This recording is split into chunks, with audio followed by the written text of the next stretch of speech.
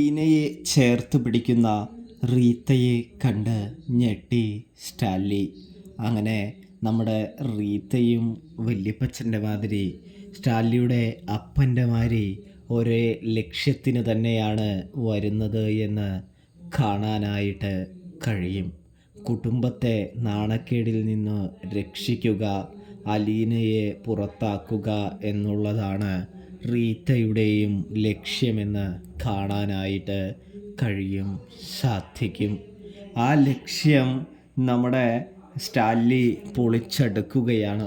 തുടക്കം തന്നെ റീത്തയാണെങ്കിൽ പറയുന്നുണ്ട്, സ്റ്റാൻലി ചേട്ടൻ തീർച്ചയായിട്ടും എല്ലാവരോടും ആലോചിച്ചിട്ട് വേണം ഇതിലൊരു അന്തിമ തീരുമാനമെടുക്കാനായിട്ട് വേണ്ടിയിരുന്നത്. എന്തിനാണ് ഇങ്ങനെ ഒറ്റയ്ക്ക് തീരുമാനമെടുത്തത് എന്ന് ചോദിക്കുന്നത് കാണാൻ കഴിയും. അപ്പോഴാണെങ്കിൽ നമ്മുടെ സ്റ്റാൻലി പറയുന്നുണ്ട്, എൻ്റെ വീട്ടുകാര്യങ്ങളും കൂടാതെ തന്നെ എൻ്റെ കാര്യങ്ങളും ഇതുവരെയും ഞാൻ ഒറ്റയ്ക്കാണ് തീരുമാനമൊക്കെ എടുത്തിരുന്നത്. എനിക്കതിൽ വേറെ ആളുടെ അഭിപ്രായം കേൾക്കേണ്ടി വന്നിട്ടില്ല എന്ന് പറയുന്നത് കാണാൻ സാധിക്കും. അവൾ എൻ്റെ മകളാണ്. 25 വർഷക്കാലം മുമ്പ് നടന്ന സംഭവങ്ങൾക്ക് ഞാൻ എന്തിന് ആരോട് അനുവാദം ചോദിക്കണം? ഇതിലൊരു പ്രധാന പങ്ക് വഹിച്ചത് എൻ്റെ അപ്പച്ചൻ തന്നെയാണ് എന്ന് പറയുന്നതും കാണാൻ സാധിക്കും. ഇതേ സമയം കഥകളൊക്കെ അപ്പച്ചൻ പറഞ്ഞു എന്നും ചേട്ടായി എന്തായാലും അലീനയെ പുറത്താക്കണമെന്നും പറയുന്നത് കാണാൻ കഴിയും. എല്ലാവരും ആലോചിച്ചിട്ട് വേണം ഈ തീരുമാനമെടുക്കാനെന്നും പറയും. ഇതേ സമയമാണെങ്കിൽ നമ്മുടെ സ്റ്റാൻലി റീത്തയോട് ദേഷ്യപ്പെട്ട് തുടങ്ങുന്നുണ്ട്. റീത്ത, നിനക്കെന്താ ഞാൻ പറയുന്നത് മനസ്സിലാവുന്നില്ലേ? അതോ നീ മനസ്സിലാക്കാത്ത മാതിരി നിൽക്കുന്നതാണോ എന്ന് ചോദിക്കുന്നു. അതായത് അലീനയെ ഞാൻ പുറത്താക്കില്ല, വിട്ടുകളയില്ല. നിങ്ങൾക്ക് വേണമെങ്കിൽ എന്നെ ഉപേക്ഷിക്കാവുന്നതാണ്. എനിക്കെൻ്റെ മോളെ ഒരിക്കലും ഉപേക്ഷിക്കാൻ സാധിക്കില്ല എന്ന് പറയുന്നു. ഇനിയും ഞാൻ അവളെ ഉപേക്ഷിച്ചാൽ അവളോട് നീതികേടാണ് കാണിക്കുന്നത് എന്ന് പറയുന്നു. അത് കേട്ടതും നമ്മുടെ റീത്തിയാണെങ്കിൽ, ചേട്ടൻ എന്താ പറയുന്നത് അങ്ങോട്ട് മനസ്സിലാക്കാത്തത്? നമ്മുടെ കുടുംബമല്ലേ വലുത്, നമ്മുടെ കുടുംബത്തിൻ്റെ അഭിമാന പ്രശ്നമല്ലേ എന്ന് ചോദിക്കുമ്പോൾ, കുടുംബത്തിൻ്റെ അഭിമാന പ്രശ്നമോ? എങ്കിൽ എന്നെ ആ കുടുംബത്തിൽ നിന്ന് ഒഴിവാക്കിയത് എനിക്ക് ഒരു പ്രശ്നവുമില്ല എന്ന് സ്റ്റാൻലി പറയുകയാണ്. എനിക്ക് എന്തായാലും ആ കുടുംബത്തിൽ തുടരണമെന്നുമില്ല എന്ന് പറയുമ്പോൾ, ഇത്തരം കാര്യങ്ങളിലൊന്നും നിങ്ങളാരും എന്നെ ധിക്കരിക്കാനോ എൻ്റെ ജീവിതത്തിൽ അഭിപ്രായം പറയാനോ നിങ്ങളോട് നിൽക്കണ്ട എന്ന് പലതവണ ഞാൻ പറഞ്ഞിട്ടുള്ളതാണ്. പിന്നെയും നിങ്ങൾ എന്തിനാണ് ഈ അഭിപ്രായം പറഞ്ഞു വരുന്നത്? നേരത്തെയും ഒരു അഭിപ്രായം വന്ന ഒരാളുണ്ടായിരുന്നു ഒരാഴ്ച മുന്നേ. ആള് എൻ്റെ മകളെ കണ്ടതും എല്ലാ അഭിപ്രായങ്ങളും മാറ്റി അവളുമായിട്ട് ഇണങ്ങിച്ചേർന്ന് താമസിച്ച് സന്തോഷിച്ചാണ് പോയത് എന്ന് പറയുമ്പോൾ, ആരുടെ കാര്യമോ ചേട്ടൻ നീ പറയുന്നേ എന്ന് ചോദിക്കുമ്പോൾ, നീയല്ലേ പറഞ്ഞത് അപ്പച്ചൻ എല്ലാം പറഞ്ഞെന്ന്, അപ്പോൾ പിന്നെ ആരുടെ കാര്യമായിരിക്കും എന്ന് ചോദിക്കുന്നത് കാണാൻ കഴിയും. അല്ല ചേട്ടൻ കുറേ നേരമായല്ലോ ചേട്ടൻ്റെ മോളെന്ന് പറയുന്നു, ആളെവിടെ? എനിക്കൊന്ന് കാണണം, സംസാരിക്കണം എന്ന് പറയുന്നത് കാണാൻ സാധിക്കും. ഇതേ സമയമാണെങ്കിൽ നിന്നെ സംസാരിക്കുന്നത് കൊണ്ടൊന്നും യാതൊരു പ്രശ്നമൊന്നുമില്ല, പക്ഷെ അവളെ വേദനിപ്പിക്കുന്നത് എനിക്ക് സഹിക്കില്ല എന്ന് നമ്മുടെ പറയുന്നു, സ്റ്റാൻലി റീത്തയോട് ഒരു മുന്നറിയിപ്പായി പറയുന്നത് കാണാനായിട്ട് സാധിക്കുന്നുണ്ട്.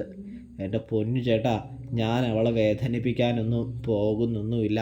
ചേട്ടൻ അതോർത്ത് പേടിക്കുകയോ വിഷമിക്കുകയോ സങ്കടപ്പെടുകയോ ഒന്നും വേണ്ടാന്നേ എന്ന് റീത്ത പറയുമ്പോൾ, എങ്കിൽ ശരി വാ എന്ന് പറഞ്ഞുകൊണ്ട് തന്നെ റീത്തയെയും കൊണ്ട് എങ്ങോട്ട് പോകുന്നു? അലീനയുടെ മുറിയിലേക്ക് പോകുന്നു. അലീന എന്ന് വിളിക്കുമ്പോൾ തന്നെ അലീന മുറിയിൽ നിന്ന് പുറത്തേക്ക് വരുന്നു. അലീനയെ കണ്ടതും നമ്മുടെ റീത്തയുടെ 2 കിളിയും പറന്നു പോവുകയാണ് എന്ന് കാണാം. തൻ്റെ അമ്മ അതായത് തൻ്റെ മുൻപിൽ വന്ന് നിൽക്കുന്ന അതേപോലെ റീത്തയ്ക്ക് തോന്നുകയാണ് എന്ന് കാണാം. ഇതേ സമയം സ്റ്റാൻലിയുടെ മുഖത്തേക്ക് നോക്കുമ്പോൾ എന്തേ നീ ഞെട്ടിപ്പോയോ റീത്തെ എന്ന് ചോദിക്കുന്നു. ഇങ്ങനെ തന്നെയാണ് അന്ന് അപ്പച്ചനും വന്നപ്പോൾ നിന്നത് എന്ന് പറയുന്നത് കാണാൻ കഴിയുന്നുണ്ട്. ഇതേ സമയം പതിയെ റീത്തയുടെ മനസ്സും മാറുകയാണ്. ഇവിടെ ഡയറക്ടറിൻ്റെ ഒരു ബ്രില്യൻസ് വേണം നമുക്ക് കാണാനായിട്ട് കഴിയാൻ.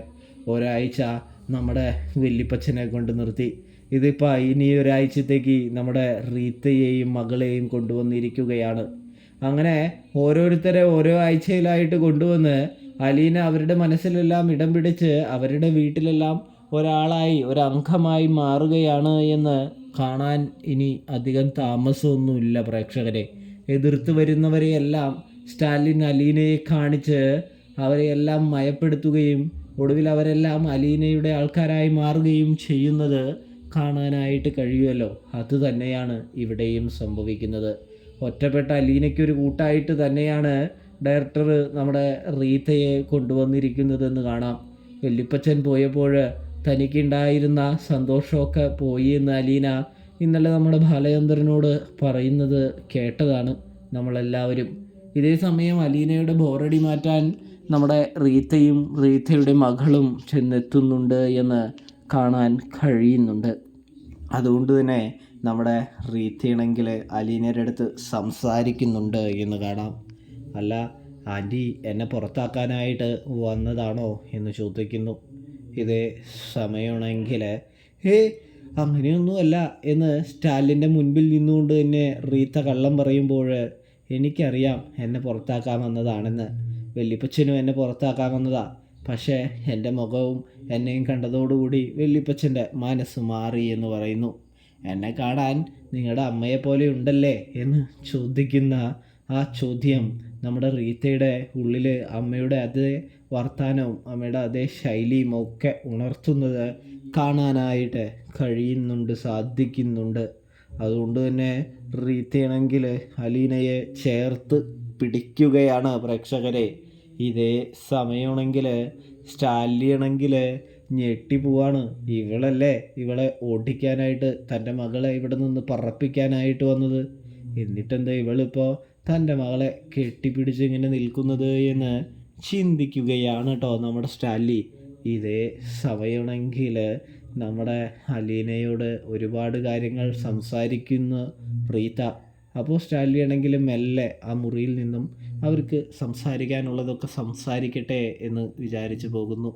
എന്തായാലും ഇനി ഇവൾക്ക് കാരണം അലീനയ്ക്കൊരു പ്രശ്നമുണ്ടാവില്ല എന്ന് സ്റ്റാലി മനസ്സിൽ ഉറപ്പിക്കുന്നുണ്ട് എന്ന് കാണാനായിട്ട് കഴിയും, സാധിക്കും പ്രേക്ഷകരെ, പ്രിയ കൂട്ടുകാരെ.